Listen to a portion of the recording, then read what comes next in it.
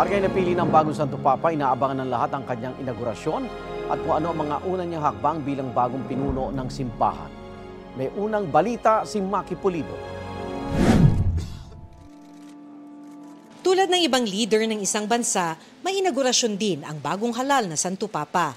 Noong March 19, 2013 ang inaugurasyon noon ni Pope Francis sa St. Peter's Square sa Vatican City, 6 na araw matapos ang conclave. Mayroong special rites during the Mass ng inauguration. So bibigyan siya ng ring, bibigyan siya ng tinatawag na pallium, no? Mga simbolo ng pagiging Papa. Iuupo na rin ang bagong Santo Papa bilang bagong Bishop of Rome sa kanyang cathedral, ang Basilica of St. John Lateran.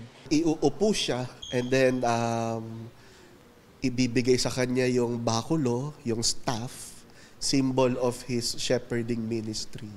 Ano nga ba ang mga unang ginagawa ng bagong Santo Papa? Wala naman daw nakatakda, depende na ito sa kanya. Maaari ring kausapin na ng bagong Santo Papa ang mga kardinal habang nasa Vatican pa ang karamihan sa kanila.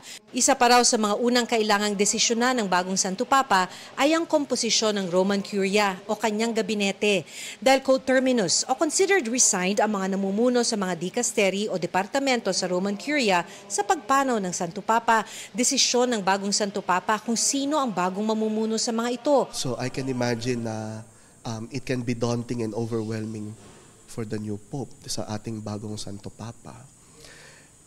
But I can also imagine na para sa kahit sino namang naglilingkod sa simbahan, simple lang ang dapat na gumabay sa aming lahat. The example of Jesus, the teachings of Christ. Ito ang unang balita, Maki Pulido para sa GMA Integrated News.